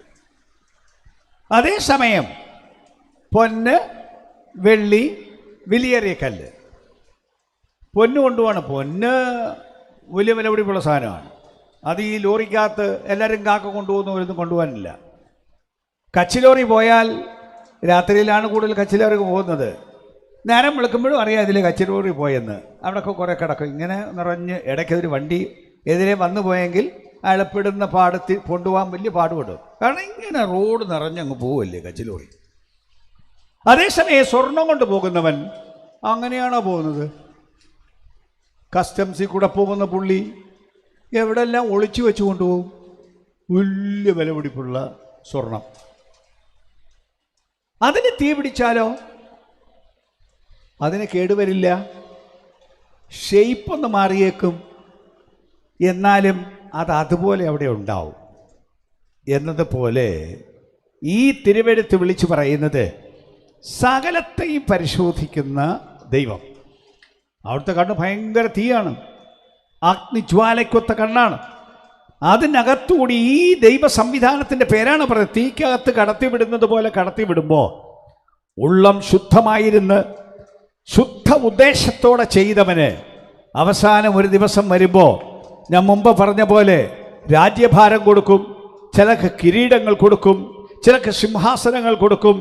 അന്നത്തെ മനുഷ്യരുടെ മഹത്വത്തെക്കുറിച്ച് വിശദീകരിച്ചിരിക്കുന്നത് ഓരോ മനുഷ്യർക്ക് ഓരോ തരം ശോഭയായിരിക്കും. ആളുകൾക്ക് വ്യത്യസ്തങ്ങളായ നിലയും സ്ഥിതിയുമാണ് വരാനുള്ള ലോകത്തിൽ ഉണ്ടാവുന്നത്. അതിൻ്റെ എല്ലാം അടിസ്ഥാനം ഇന്നെങ്ങനെ ജീവിക്കുന്നു എന്നുള്ളതാണ്, ഇന്നെന്ത് ചെയ്യുന്നു എന്നുള്ളതാണ്, ഉള്ള വസ്തുക്കളെ കൊണ്ട് എങ്ങനെ ജീവിക്കുന്നു എന്നുള്ളതാണ്. ദൈവം വിലയിരുത്താത്ത യാതൊരു കാര്യവും ഉണ്ടാവില്ല. വചനത്തിൽ പറഞ്ഞ ചില വാക്യങ്ങൾ മാത്രം ഞാൻ പറഞ്ഞു വിട്ടാൽ, വെളിപ്പാട് 22:12 വായിച്ചിരിക്കുന്നത് ഓരോരുത്തന് അവനവൻ്റെ പ്രവർത്തിക്ക് തക്ക പ്രതിഫലം ഉണ്ടാവും. എന്തൊന്നെല്ലാം ചെയ്തോ അത് മുഴുവനും ദൈവം പരിശോധിക്കും. ഇന്നത്തെ കാലത്തിന് ഉദാഹരണത്തിൽ പറഞ്ഞാൽ, ഇന്നിപ്പോൾ ഈ സർവിലൻസ് ക്യാമറ, നിരീക്ഷണ ക്യാമറകൾ ഒരുപാട് സ്ഥലത്ത് വെച്ചിട്ടുണ്ട്. പണ്ട് നമ്മൾ കടയിൽ സാധനം വാങ്ങിക്കാൻ പോയാൽ കടക്കാരൻ്റെക്ക് പറഞ്ഞ് അവർ തൂക്കിത്തന്ന് സാധനം കൊണ്ടുവരുന്ന പതിവാണ്. ഇന്നിപ്പോൾ അങ്ങനെയല്ലല്ലോ. അങ്ങോട്ട് ചെല്ലുന്നു, ഓരോന്ന് പെറുക്കിയെടുക്കുന്നു, എടുത്തുകൊണ്ട് പോരുന്നു. ഇതല്ലേ ഇന്നത്തെ സംവിധാനം. പക്ഷേ അവിടെ പെറുക്കിയെടുത്ത് അത് പ്രൈവറ്റായിട്ടൊരു ബാഗിലോ കീശയിലോ ഇട്ടോ ഇല്ലയോ എന്നറിയാൻ അവിടെ ക്യാമറ വെച്ചിട്ടുണ്ട്. ചില കടകളിലാണെങ്കിൽ വിലപിടിപ്പുള്ള സാധനത്തിന് പ്രത്യേക ഒരു ടാഗ് അതിനകത്ത് വെച്ചിട്ടുണ്ട്. കടയുടെ ഇപ്പുറത്തേക്ക് വരുമ്പോഴത്തേക്ക് അത് കീന്ന് അടിക്കും. അത് കാശ് കൊടുക്കാതെ ഇറങ്ങിയെങ്കിൽ അവിടെ സെക്യൂരിറ്റിക്കാരൻ നിൽപ്പോട്ട് അവർ പിടിച്ചുകൊണ്ട് പോകും. തന്നെയല്ല ഈ വണ്ടി റോഡിൽ ഓടിച്ചു പോകുന്ന ആളുകൾ അവിടെ ഇവിടെ എല്ലാം ക്യാമറ വെച്ചിരിക്കുകയാണ്. ക്യാമറ സ്ഥിരം പരിചയമുള്ള ആളുകളാണെങ്കിൽ എത്ര സ്പീഡിൽ വണ്ടി ഓടിക്കുന്നവനാണ് ക്യാമറ വെച്ചിടത്തേക്ക് വരുമ്പോഴത്തേക്ക് ബ്രേക്ക് ഔട്ട്. പിന്നെ വളരെ മര്യാദക്കാരാണ്. കാരണം പിടിക്കാൻ ആളുണ്ടെന്നുള്ള ബോധ്യം. ദൈവം എന്നൊരാൾ ഭയങ്കരം കണ്ണാണ്. ദൈവത്തിൻ്റെ ക്യാമറ ഇല്ലാത്തൊരു സ്ഥലവും ഇല്ല. ഏത് പ്രവൃത്തിയെയും കാണുന്ന ക്യാമറ ഉണ്ടവിടെ. അത് മനുഷ്യൻ ശ്രദ്ധിക്കുന്നില്ല. അവർ വിചാരിക്കുന്നത് മനുഷ്യരുടെയൊക്കെ പിടിക്കപ്പെടുന്നത് മാത്രമേ ഉള്ളൂ എന്നാണ്. ഈ പുസ്തകത്തിൻ്റെ ഭാഷയിൽ ഞാൻ ചിലത് പറയട്ടെ. ഏത് രഹസ്യത്തെ വിധിക്കുന്ന ഒരു ദൈവമുണ്ട്. റോമാലേഖനം 2-ാം അധ്യായത്തിൻ്റെ 16 അങ്ങനെയാണ്, മനുഷ്യരുടെ രഹസ്യങ്ങളെ എൻ്റെ സുവിശേഷപ്രകാരം ന്യായം വിധിക്കുന്ന നാളിൽ തന്നെ ആരും അറിയാതെ രഹസ്യമായി ആസൂത്രണം ചെയ്ത്, വേറെ ആരോടും പറയാൻ സ്വന്തമായി ആസൂത്രണം ചെയ്തതും കാണുന്നൊരു കണ്ണുണ്ട്, അറിയുന്ന ഒരുവനുണ്ട്, സകലത്തെയും പരിശോധിച്ച് ഒറ്റ ഒരു കാര്യത്തെ വെറുതെ വിടില്ല. രഹസ്യമായാലും പരസ്യമായാലും മുഴുവൻ കാര്യങ്ങളെയും വിലയിരുത്തി പരിശോധിച്ച് അതിന് തക്കവണ്ണം നന്മയും പ്രതിഫലവും കൊടുക്കുന്നൊരു ദൈവമുണ്ട് എന്ന് എല്ലാ ക്രിസ്ത്യാനിയും അറിഞ്ഞിരിക്കണം. മനുഷ്യരെല്ലാം അറിയണം, എന്നാലും പ്രത്യേകിച്ച് ഈ ക്രിസ്ത്യാനി അറിയണം ഇങ്ങനൊരു ദൈവമുണ്ട്. ഓരോന്നിനും മനുഷ്യനെ പിടിക്കും. ഒന്നുകൂടെ പറയുന്നു, പ്രവൃത്തിക്ക് പിടിക്കും, വർത്താനം പറയുന്നതിന് അവസാനം കണക്ക് പറയണമെന്നാണ് വേദോസം പറഞ്ഞിരിക്കുന്നത്. അറിയാം, അങ്ങനെ വാക്യമുണ്ട്. മത്തായി സുവിശേഷം 12-ാം അധ്യായത്തിൽ അതിൻ്റെ 36-ാം വാക്യം, മനുഷ്യർ പറയുന്ന ഏത് നിസ്സാര വാക്കിനും ന്യായവിധി ദിവസത്തിൽ കണക്ക് ബോധിപ്പിക്കേണ്ടി വരും. കേൾക്കണേ ആ പ്രയോഗം. മനുഷ്യർ പറയുന്ന ഏത് നിസ്സാര വാക്കിനും. കുറച്ചാളുകൾ കരുതി കൂട്ടി പറയും, അവനെ നല്ല കൂടുപ്പ് കൊടുക്കണം, അവന് മേലാൽ അങ്ങനെ വലിയ ഗമയ്ക്ക് നടക്കരുത്, അവനെ ഞാൻ ശരിയാക്കും. അങ്ങനെ പറയുന്ന ആളുകളുണ്ട്. അത് മനഃപൂർവ്വം. അതിന് വേദപുസ്തകം പറയുന്ന കൊലപാതകം എന്നാണ്. അങ്ങനെയാണ് മത്തായി സുവിശേഷം 5-ാം തീയതി പറഞ്ഞിരിക്കുന്നത്. മൂഢ എന്ന് പറഞ്ഞാൽ അഗ്നി നരകത്തിന് യോഗ്യനാവും, കൊല ചെയ്യുന്നതിന് തുല്യമാണ് എന്നാണ് പറഞ്ഞിരിക്കുന്നത്. അപ്പോൾ ഇവിടെ പറഞ്ഞു നോക്കൂ, കരുതിക്കുട്ടി പറയുന്നതല്ല, നിസ്സാര വാക്കിന് എന്ന് പറഞ്ഞാൽ ശ്രദ്ധയില്ലാതെ അങ്ങ് അടിച്ചിട്ട് വർത്താനം പറയുന്നത് കുഴപ്പമില്ലേ? നാക്ക് അങ്ങ് ഫ്രീ അല്ലേ, അങ്ങ് വർത്താനം പറയുക, തുടങ്ങിയ അങ്ങ് പറയുക. ആ പറഞ്ഞത് മുഴുവൻ റെക്കോർഡ് ചെയ്യുന്ന സമ്പ്രദായം ദൈവത്തിൻ്റെ പക്കലുണ്ട്. മുഴുവൻ റെക്കോർഡ് ചെയ്യുന്നൊരു സമ്പ്രദായം. കഴിഞ്ഞ ദിവസം ഒരു കേസ് വന്നു. അപ്പോൾ എൻ്റെ വാട്സപ്പിൽ ഒരു വോയിസ് മെസ്സേജ് വന്നു. വോയിസ് മെസ്സേജ് ഇട്ട് കുറച്ച് കഴിഞ്ഞപ്പോൾ എന്നെ വിളിച്ചു. ഞാൻ ഇങ്ങനെ വോയിസ് മെസ്സേജ് ഞാൻ പറഞ്ഞെല്ലാം ഞാൻ കേട്ടു. അപ്പം ഞാൻ പറഞ്ഞു, അതിനകത്ത് ഇന്നിന്ന കുഴപ്പങ്ങളുണ്ടല്ലോ എന്ന് പറഞ്ഞു. സ്വല്പം കഴിഞ്ഞ് ഞാൻ നോക്കിയപ്പോൾ വോയിസ് മെസ്സേജ് മായ്ച്ചു കളഞ്ഞു, ഡിലീറ്റ് ചെയ്ത് കളഞ്ഞു. പക്ഷെ അതിനു മുമ്പ് ഞാനത് വേറെ ഷെയർ ചെയ്തിരുന്നു.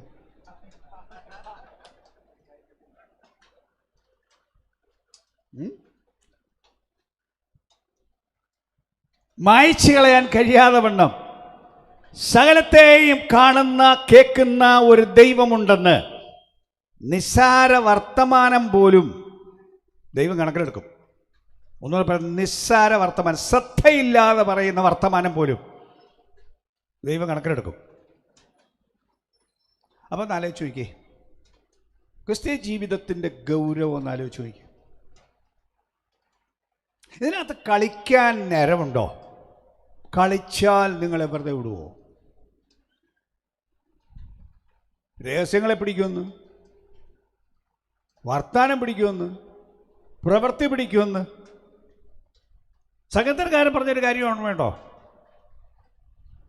ഞാൻ ഇരുന്നാൽ നീ കാണും, ഞാൻ എഴുന്നേറ്റാൽ നീ കാണും, ഞാൻ നടന്നാൽ നീ കാണും, ഞാൻ കിടന്നാൽ നീ കാണും. ഇവിടെ മനുഷ്യരെല്ലാം കാണുന്നിടത്ത് ഞാൻ നടന്ന് ആളുകൾ എന്നെ കണ്ട് കുഴപ്പത്തിൽ പിടിക്കണ്ട എന്ന് വിചാരിച്ച് എന്നെ അറിയാൻ മേലാത്തൊരു നാട്ടിൽ പോയി അങ്ങ് ജീവിക്കാം, സൗകര്യത്തിലങ്ങ് ജീവിക്കാം എന്ന് ഞാൻ പറഞ്ഞാൽ അവിടെയും നീ എന്നെ കാണും. ജീസസ്. ഈ ബോധ്യത്തിൽ മാനസാന്തരപ്പെട്ടവൻ ജീവിക്കണം.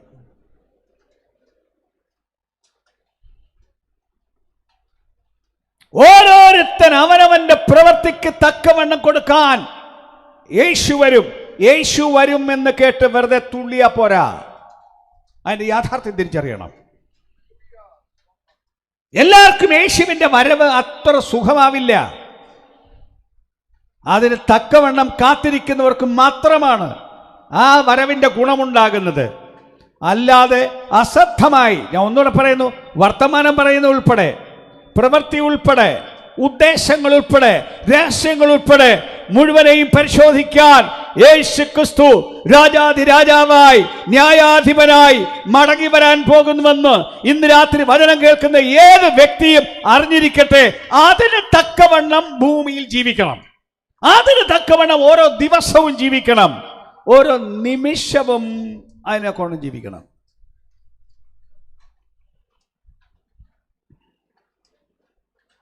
ഒന്നുകൂടെ പറയുന്നു, അലസമായി ജീവിക്കാൻ ഒരു ക്രിസ്ത്യാനിക്ക് അവകാശം ഇല്ല. ഒന്നിനെയും ദൈവം വെറുതെ വിടില്ല. അതേസമയം നന്മ ചെയ്താലോ?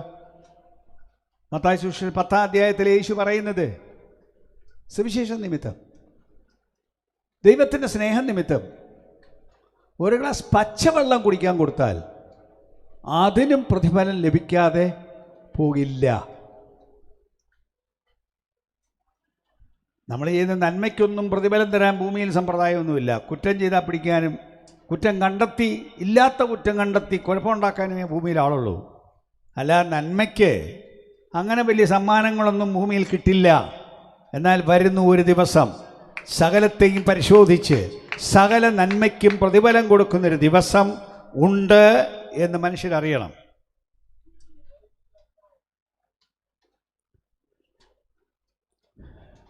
പ്രിയരെ, ഞാൻ പറഞ്ഞില്ല, ഇന്ന് രാവിലെ ഞാൻ പറഞ്ഞില്ല, എന്നോട് ആത്മാവ് പറഞ്ഞത്, മനുഷ്യർ വളരെ സൂക്ഷ്മതയോടെ ജീവിക്കണം എന്ന് ദൈവജനത്തോട് പറയാനാണ്. ഭൂമിയിലെ ജീവിതം പ്രധാനമാണ്. വേറൊരു ഭാഷയിൽ പറഞ്ഞാൽ, വരാനുള്ള ലോകത്തിൽ എന്ത് നേട്ടമുണ്ടാക്കണം എന്ന് തീരുമാനിക്കേണ്ടത് ഇവിടെ വച്ചാണ്. അവിടെ എങ്ങനെ നിങ്ങൾക്ക് നേട്ടമുണ്ടാവണം, ഉയർച്ച വേണം, ഇവിടെ വെച്ച് തീരുമാനിക്കണം. തീരുമാനിച്ച് അതിനനുസരിച്ച് ജീവിക്കണം. ഞാൻ മുമ്പ് പറഞ്ഞ ഒന്നുകൂടെ പറയുന്നു. ചില ആളുകൾക്ക് വലിയ ശോഭയായിരിക്കും, ചില ആളുകൾക്ക് അത്രയും ശോഭ കാണില്ല. ചിലർ വലിയ സമ്മാനം വാങ്ങിച്ചിരിക്കും, ചിലർക്കൊന്നും കിട്ടാനുണ്ടാവില്ല. കൊരിന്ത്യർ ലേഖനത്തിൽ പറയുന്ന പോലെ തീ കത്തിച്ച് ആരമായി പോകും. തീക്കകത്തോടെ പോയി ഒരു മണം അടിച്ച് അവിടെ ഇരിക്കും, അത്രയേ ഉള്ളൂ. എന്താണ് ഇന്ന് രാത്രി ദൈവത്തിൻ്റെ മുമ്പാകെ ഒന്ന് ആലോചിക്കാവോ? ഇവിടുത്തെ സകലത്തെയും പരിശോധിച്ച് അതിന് പ്രതിഫലം തരാനാണ് യേശു വരുന്നതെങ്കിൽ, അങ്ങനെ തന്നെയാണ് വചനം പറഞ്ഞത്, അത് സത്യമാണ്. ഞാൻ മുമ്പ് പറഞ്ഞ അത് ന്യായവുമാണ്. ഭൂമിയിലെ സമ്പ്രദായം ഞാൻ പറഞ്ഞില്ലേ, ഭൂമിയിലെ സമ്പ്രദായം അങ്ങനെയാണെങ്കിൽ അത്യുന്നതനായ ദൈവത്തിൻ്റെ സമ്പ്രദായമാണ് അസൽ സമ്പ്രദായം. ആ ദൈവത്തിൻ്റെ സന്നിധിയിൽ എല്ലാത്തിനും പരിശോധനയുണ്ട്, എല്ലാത്തിനും പ്രതിഫലമുണ്ട്. ഓരോരുത്തൻ അവനവൻ്റെ പ്രവൃത്തിക്ക് തക്കവണ്ണം കൊടുക്കും. ദൈവത്തിൻ്റെ നിയമം ലംഘിച്ച് ജീവിച്ചാൽ അങ്ങനെയുള്ളവർക്ക് ജയിൽ കൊടുക്കും. ഭൂമിയിൽ നിയമം ലംഘികളെ ജയിലിലല്ലേ ഇടുന്നത്? പിടിച്ച് കുറ്റം തെളിയിച്ചാൽ ജയിലിലല്ലേ ഇടുന്നത്? എന്താണ് ദൈവത്തിൻ്റെ നിയമം? അത് ഞാൻ ചുരുക്കമായി പറഞ്ഞു നിർത്തുന്നു. ഭൂമിയിലെ ദൈവത്തിൻ്റെ നിയമം, മനുഷ്യരെല്ലാം പാപികളാണ്. പാപത്തിൻ്റെ ശമ്പളം മരണമാണ്. പാപം ചെയ്യുന്നവനെ ശിക്ഷിക്കും. ആ ശിക്ഷ ദൈവത്തിൻ്റെ വലിയ ജയിലിൽ പിടിച്ചിരുന്നതാണ്. ആ ജയില് അത് കഠിന ശിക്ഷ കൊടുക്കുന്ന ജയിലാണ്. അവിടെ ഭയങ്കര തീയാണ്, തീ പൊയ്കയാണ്. ദണ്ഡനത്തിൻ്റെ സ്ഥലമാണ്. തീ പൊയ്ക എന്ന് പറഞ്ഞാൽ നമ്മൾ കളിക്കാൻ പറയുന്നതൊന്നുമല്ല, അസ്വൽ തീയാണ്, ഭയങ്കര തീയാണ്. മനുഷ്യന് ഊഹിക്കാൻ കഴിയാത്ത തീയാണ്. അങ്ങനെ സംവിധാനങ്ങൾ ദൈവത്തിൻ്റെ പക്കലുണ്ട്. ഈ സൂര്യനെ കണ്ടില്ലേ? സൂര്യനെ എവിടെ നിർത്തിയിരിക്കുന്നില്ലേ? എന്തോ ഒരു ചൂടാണ് സൂര്യൻ. 27,000 ദശലക്ഷം ഡിഗ്രി ഫാരൻഹൈറ്റ് ചൂടാണെന്ന് സൂര്യൻ. അതിൻ്റെ ഉള്ളിൽ അത്ര ഭയങ്കര ചൂടുണ്ടാക്കാൻ ദൈവത്തിന് സമ്പ്രദായം ഉണ്ടെങ്കിൽ 27,000 ദശലക്ഷം മനുഷ്യന് ഊഹിക്കാൻ പറ്റുമോ? അങ്ങനെ ഉണ്ടെങ്കിൽ തീപ്പൊയ്ക ഉണ്ടെന്ന് പറയുന്നത് ചുമ്മാന്നോ? കളിയാണോ? മനുഷ്യനെ പേടിപ്പിക്കാൻ പറയുന്നതാണോ? എന്താ കാര്യം? മനുഷ്യൻ കുഴപ്പക്കാരനാണ്. ആ മനുഷ്യനെ രക്ഷിക്കാൻ ദൈവം ഭൂമിയിൽ ഇറങ്ങി വന്നു, തന്നെത്താൻ മനുഷ്യർക്ക് വേണ്ടി ഏൽപ്പിച്ചു കൊടുത്തു. ആ ശിക്ഷ യേശു ഏറ്റെടുത്തു. നിങ്ങൾ ആര് ശിക്ഷ അനുഭവിക്കേണ്ടെന്ന് മനുഷ്യരോട് പറയുന്നു. ഭൂമിയിലെ മനുഷ്യർക്കൊക്കെ പേടിയല്ലേ? മതങ്ങൾക്കെല്ലാം പേടിയല്ലേ? ചത്തു കഴിയുമ്പോൾ പിന്നെ രക്ഷപ്പെടുത്താൻ വേണ്ടിയുള്ള നടപടിയല്ലേ? അങ്ങനെ ചത്തു കഴിയുമ്പോൾ രക്ഷപ്പെടുത്താനാണ് മനുഷ്യൻ്റെ പരിശ്രമമെങ്കിൽ അതിൻ്റെ അർത്ഥം ശിക്ഷയുണ്ടെന്ന് ഉറപ്പാണെന്നാണല്ലോ. എല്ലാവർക്കും അറിയാമല്ലോ ശിക്ഷയുണ്ടെന്ന്. ആ ശിക്ഷ ഒഴിവാക്കാൻ ദൈവം വിളിച്ച് മനുഷ്യനോട് പറയുകയാണ്, നിങ്ങൾക്കുള്ള ശിക്ഷ യേശു എടുത്തു, അങ്ങോട്ട് എന്ന് പറ, എന്നെ കൂടെ രക്ഷിക്കണമെന്ന് പറഞ്ഞാൽ നിങ്ങളുടെ ശിക്ഷ പോക്കി നിങ്ങളെ രക്ഷിച്ചു തരാം എന്ന് വിളിച്ചു പറഞ്ഞിട്ട്, അത്ര ലളിതമായ കാര്യം പറഞ്ഞിട്ട് അംഗീകരിക്കാൻ മനസ്സില്ല. നിങ്ങളങ്ങ് ഹിമാലയത്തിൽ ഒരിടത്ത് പോയി രക്ഷ പ്രാപിക്കാൻ പറഞ്ഞിരുന്നേ നിങ്ങൾ പോയേനെ. വണ്ടി പിടിച്ചു പോയനെ, നടന്നു പോകണമെങ്കിൽ നടന്നു പോയനെ, ചെരുപ്പിടാതെ പോകണമെങ്കിൽ പോയനെ, എങ്ങനെയും പോയി വാങ്ങിച്ചേനെ. എന്നാൽ നിങ്ങളുടെ വീട്ടുപടിക്കൽ നടക്കുന്ന ഈ യോഗത്തിൽ രക്ഷയുണ്ട്, പാപത്തിന് മോചനമുണ്ട്, നിങ്ങൾക്ക് വരാനുള്ള ശിക്ഷ യേശു നീക്കിക്കളയും, വരൂ, ദാനമാണ്, ഔദാര്യമാണ്, വാങ്ങിക്കൂ എന്ന് പറഞ്ഞാൽ ഇതിന് മനസ്സില്ലാതെ ജീവിക്കുന്ന മനുഷ്യൻ, ഞാനീ പറയുന്ന സുവിശേഷം ഗൗരവമായ സുവിശേഷമാണ്, മുഴുവൻ മനുഷ്യർക്കും വേണ്ടിയുള്ള സുവിശേഷമാണ്. യേശു ലോകത്തിൽ വന്നത് അവസാനത്തെ മനുഷ്യന് വേണ്ടിയുമാണ്, ഒരു ജാതിക്ക് വേണ്ടിയോ കുലത്തിന് വേണ്ടിയോ അല്ല, ക്രിസ്ത്യാനി എന്ന വർഗത്തിന് വേണ്ടിയല്ല, മുഴുവൻ ലോകത്തിൻ്റെയും പാപത്തിന് പരിഹാരത്തിന് യേശു വന്നു എന്ന വർത്തമാനം വിളിച്ചു പറയാനാണ് സുവിശേഷ പ്രസംഗം. ഇന്നും ഈ ആഴ്ചയിലും സുവിശേഷ പ്രസംഗത്തിൻ്റെ പ്രധാന സന്ദേശം അതാണ്. പ്രധാന സന്ദേശം ഇവിടെ കൂടി വന്നിരിക്കുന്നത് കൂടുതലും ഈ സുവിശേഷം അറിയാവുന്നവരാണെന്നുള്ളതാണ് ആദ്യത്തെ ഭാഗം അങ്ങനെ പോയത്. എന്നാൽ അല്ലാതെ ഈ വചനം എവിടെ കേൾക്കുന്നവരോടും വിളിച്ചു പറയാനുള്ള സന്ദേശം, രക്ഷപ്പെടാൻ ദൈവം ഒരു വഴി ഒരുക്കിയിട്ടുണ്ട്. ആ വഴി കർത്താവായ യേശുക്രിസ്തുവാണ്. മനുഷ്യന്റെ ശിക്ഷ ദൈവം എടുത്തു കഴിഞ്ഞു, അവിടുത്തെ അടുക്കച്ച് എന്നെ കൂടെ രക്ഷിക്കണമെന്ന് മാത്രം പറയണം.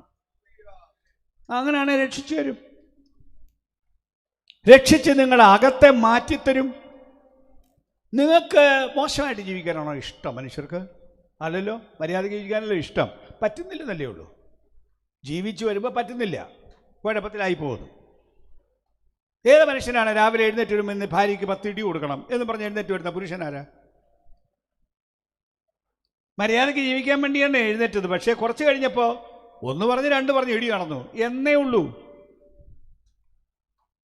അല്ല, മനുഷ്യരാരും കുഴപ്പത്തിൽ ജീവിക്കാനല്ല ആഗ്രഹിക്കുന്നത്, കുഴപ്പം വന്നു പോകുന്നതാണ്.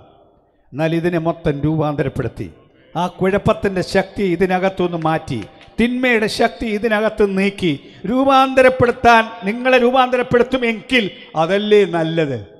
തെറ്റുകാരനായി ജീവിക്കുന്നതിനേക്കാൾ നല്ലവനായി ജീവിക്കുന്നതല്ലേ നല്ലത്.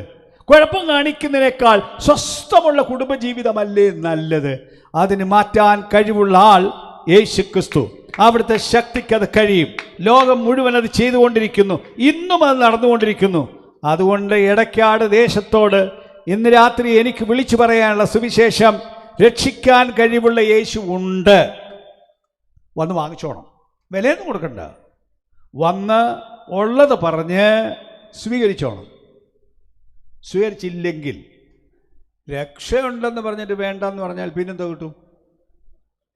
പിന്നെ ശിക്ഷ കിട്ടും. സ്വാഭാവികം.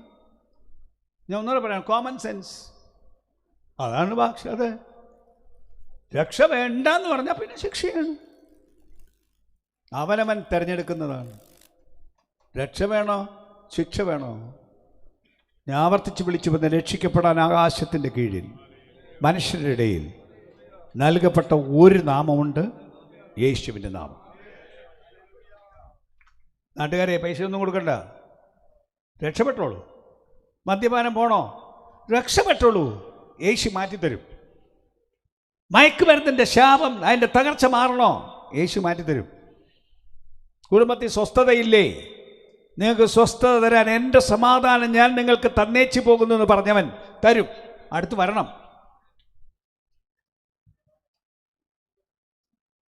പല കുടുംബങ്ങളും തിന്മ കൊണ്ട് തകർന്നില്ലേ? ദുർഭൂത ശക്തികൾ കയറി സ്വസ്ഥത ഇല്ലാതാക്കിയില്ലേ? മന്ത്രവാദം പലതിനെയും നശിപ്പിച്ച് മുടിച്ചില്ലേ? അതിൽ കിടക്കണോ? അതോ അതിൻ്റെ പിടിയിൽ നിന്ന്, ശാപത്തിൽ നിന്ന് പുറത്തു വരണോ? അതിനെ പുറത്തു വരുത്താൻ പറ്റിയ ഒറ്റ ശക്തിയെ ഭൂമിയിലുള്ളൂ, അത് യേശുവിൻ്റെ ശക്തിയാണ്. ഇന്ന് രാത്രി ആ സുവിശേഷം ഒരിക്കൽ കൂടെ ഞാൻ നാടിനോട് വിളിച്ചു പറയുന്നു. യേശു വരുന്നു, സത്യം ഒരു ദിവസം വരും, മനുഷ്യനറിയ വരും. ഒന്നീ ആകാശമേഘത്തിൽ വരും, അതും ഭയങ്കര ശബ്ദത്തോടെയാണ് വരുന്നത്. കർത്താവ് താൻ ഗംഭീരനാദത്തോടും, അല്ലാതെ ആരും അറിയാത്തൊന്നുമല്ലത്, ഗംഭീരനാദത്തോടും പ്രധാന ദൂതൻ്റെ ശബ്ദത്തോടും ദൈവത്തിൻ്റെ കാഹളത്തോടും കൂടി ഈ ആകാശമേഘത്തിൽ വരും. അത് കഴിയുമ്പം മനുഷ്യരെല്ലാം കാണത്തക്കവണ്ണം ഇതവൻ മേഘാരൂഢനായി വരുന്നു. ഏത് കണ്ണും അവനെ കുത്തിത്തുളച്ചവരും അവനെ കാണും. ഭൂമിയിലെ ഗോത്രങ്ങളൊക്കെയും അവനെ ചൊല്ലി വിലപിക്കും, അലറി നിലവിളിക്കും. യേശു ഭൂമിയിലേക്ക് ഇറങ്ങി വരുമ്പോൾ അലറി നിലവിളിക്കും ഭൂമി മുഴുവൻ. കാരണം ഈ സുവിശേഷം പ്രസംഗിച്ചിട്ട് ഇത് ഗൗരവമായിട്ട് എടുത്തില്ല,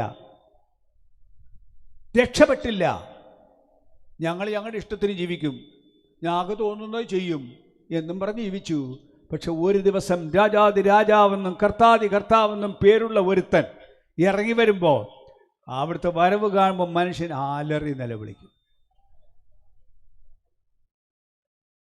രക്ഷപ്പെടുവിൻ, സുവിശേഷത്തിനായി ഒരുങ്ങുവിൻ. ഒന്ന് എഴുന്നേറ്റ് നിൽക്കുമോ സ്വല്പനേരം?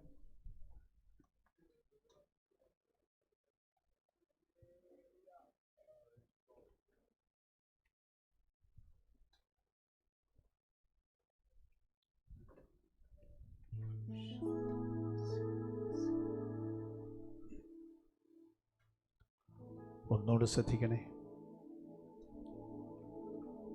ഞാനീ പറഞ്ഞത് ദൈവത്തിൻ്റെ പരിശുദ്ധ വചനം. ഇതുപോലെ സംഭവിക്കും, ഒരു മാറ്റവും. ഞാൻ വലിയ ദൈവശാസ്ത്ര വാക്കുകൾ ഉപയോഗിക്കാതെ വെറും നാടൻ മലയാളത്തിൽ പറഞ്ഞു എന്നുള്ളേ ഉള്ളൂ. അതെല്ലാവർക്കും മനസ്സിലാകാൻ വേണ്ടി പറഞ്ഞു. യേശു വരുന്നു. നിങ്ങൾക്കും അറിയാമല്ലോ യേശു വരുന്നു. വരുമ്പോൾ എന്തായിരിക്കും സ്ഥിതി ഒന്നാലോചിച്ചു. എല്ലാത്തിനും കണക്ക് ചോദിക്കും. തന്ന ആയുസിന് കണക്ക് ചോദിക്കും. തന്ന കഴിവുകൾക്ക് കണക്ക് ചോദിക്കും. തന്ന സമ്പത്തിന് കണക്ക് ചോദിക്കും. കണക്ക് ചോദിക്കാത്ത ഒരു സംഗതിയും ഉണ്ടാവില്ല. കണക്ക് കൊടുക്കാൻ റെഡിയാണോ?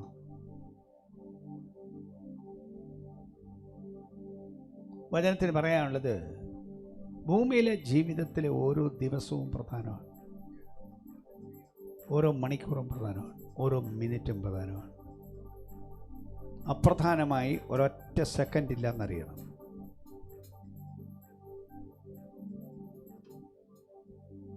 ഒന്നൊരുങ്ങോ, ഹൃദയത്തെ ഒന്നൊരുങ്ങോ.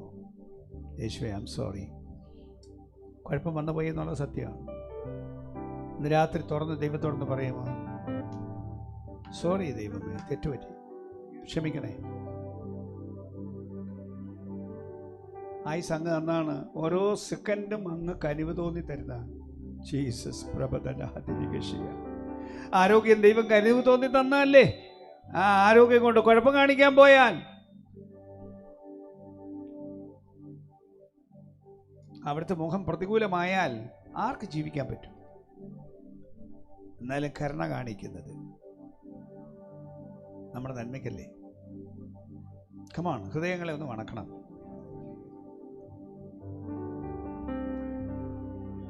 ആത്മാവ് ശക്തമായിട്ട് ഇത് പറയുക, വരാനുള്ള ലോകം നോക്കിയേ ജീവിക്കാവൂ. ആ ലോകം സത്യമാണ്. ആ ലോകം കണക്കി ചോദിക്കും. ഇവിടുത്തെ എല്ലാത്തിനും കണക്കി ചോദിക്കും. ഒന്നൊരുങ്ങണേ, ഒന്നൊരുങ്ങണേ. നമ്മൾ സെക്ഷൻ്റെ കൺവെൻഷൻ നടത്തുന്നു. ഈ നാടിന് വേണ്ടിയും കൂടെ ഒന്ന് പ്രാർത്ഥിച്ചൂടെ? പ്രാർത്ഥിക്കണ്ടേ? ഈ സുവിശേഷം അല്ലാതെ മനുഷ്യർക്ക് രക്ഷിക്കപ്പെടാൻ വരെ മാർഗമില്ല എന്ന് വിശ്വസിക്കുന്നവരാണ് നമ്മൾ. അങ്ങനെയാണ് ഈ നാടിനു വേണ്ടി ഒന്ന് പ്രാർത്ഥിക്കണ്ടേ? കർത്താവേ, സുവിശേഷം അറിയുവാൻ ഹൃദയങ്ങളെ ഒന്ന് തുറക്കണമേ. പിന്നെയും ഈ നാട്ടിൽ ഈ വചനം പറഞ്ഞിട്ടുണ്ട് ദൈവമേ, എന്നാലും മനുഷ്യന്റെ ഹൃദയം തുറന്നിട്ടില്ല പലരുടെയും. ഒന്ന് തുറക്കണമേ, ഒന്ന് തുറക്കണമേ. അങ്ങയുടെ വരവിന്റെ സത്യം ഒന്ന് തിരിച്ചറിയാൻ, അങ്ങയുടെ ന്യായവിധിയുടെ സത്യം ഒന്ന് തിരിച്ചറിയാൻ ഈ നാട്ടിലെ മനുഷ്യരുടെ ഹൃദയങ്ങളെ ഒന്ന് തുറക്കണമേ എന്ന് ഈ സെക്ഷൻ കൺവെൻഷനിൽ ഒന്ന് പ്രാർത്ഥിച്ചിട്ടേ പോകാമേ. അവരുടെ രക്ഷ നമ്മുടെ ഉത്തരവാദിത്വമാണ്. ജീസസ്, കമൺ, അല്പസമയം ഒന്ന് പ്രാർത്ഥിക്കും. വായി തുറന്നൊന്ന് പ്രാർത്ഥിക്കും. ശബ്ദമുയർത്തി ഒന്ന് പ്രാർത്ഥിക്കും. പരിശുദ്ധാത്മാവിൽ പ്രാർത്ഥിക്കാൻ അറിയുന്നവരുണ്ടെങ്കിൽ അങ്ങനെ പ്രാർത്ഥിക്കും. Jesus, Jesus, Jesus, Jesus.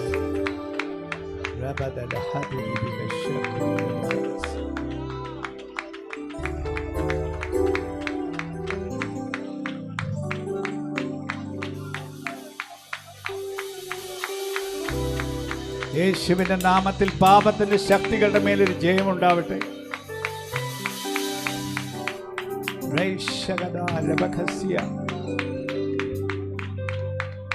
പിശാചിന്റെ ചതിക്കുന്ന ആലോചനകളുടെ മേലൊരു ജയമുണ്ടാകട്ടെ. മനുഷ്യരുടെ കണ്ണ് കുരുടാക്കി വെച്ചിരിക്കുന്ന സത്യം അറിയാതെ മനസ്സിലാക്കാൻ സമ്മതിക്കാതെ ഹൃദയദൃഷ്ടി കുരുടാക്കിയ ദുഷ്ടന്റെ പ്രവൃത്തികൾ ജീവിതങ്ങളിൽ നിന്ന് അഴിഞ്ഞു മാറാൻ ആത്മാവിന്റെ അധികാരത്തിലൊന്ന് സ്തോത്രം ചെയ്യുമോ? യേശുവേ, ഈ യോഗ നിമിത്തം, ഇവിടെ കേൾക്കുന്ന വചന നിമിത്തം നാട്ടിലെ ചില മനുഷ്യരുടെ ഹൃദയങ്ങൾ തുറന്നു വരണം. കേട്ട ചില വാക്കുകൾ അവരുടെ ഹൃദയങ്ങളെ സ്വാധീനിച്ചു. ദൈവത്തിൻ്റെ സത്യത്തിലേക്കും വെളിച്ചത്തിലേക്കും വരുവാൻ ഒരു പ്രകാശനം ഈ ആഴ്ചത്തെ യോഗത്തിൽ ഉണ്ടാകട്ടെ. ഇന്ന് രാത്രി അതിനുവേണ്ടി മഹത്വത്തിൻ്റെ ഒരു പ്രവൃത്തി ഈ ആകാശമണ്ഡലത്തിൽ ഉണ്ടാകട്ടെ. ഈ വിധാനത്തിൻ്റെ മേൽ ഉള്ളവർ ദൈവസാന്നിധ്യം തിരിച്ചറിയേണ്ടതിന് ഒരു പ്രവൃത്തി ഇന്നാട്ടിൽ വരണമേ എന്ന് പ്രാർത്ഥിക്കും. Jesus, Jesus, Jesus. ഒന്നുകൂടെ പറയുന്ന ദൈവജനമേ, ജീവിതത്തെ ക്രമപ്പെടുത്താൻ ഇന്ന് രാത്രി ആത്മാവ് പറയുകയാണ്. മൊത്തം ജീവിതത്തെയും എന്നെ കാണുന്ന കണ്ണേ, അങ്ങയുടെ മുൻപാകെ ഞാൻ സമർപ്പിക്കുന്നു. അങ്ങയെ ഒളിച്ചെനിക്കെങ്ങും പോകാൻ പറ്റില്ല. അങ്ങയെ ഒളിച്ചൊന്നും ചെയ്യാൻ പറ്റില്ല, ഒന്നും ചിന്തിക്കാൻ പറ്റില്ല. Jesus, Jesus. ജീവിതം ശൂന്യമായി പോയ പലതിനെയും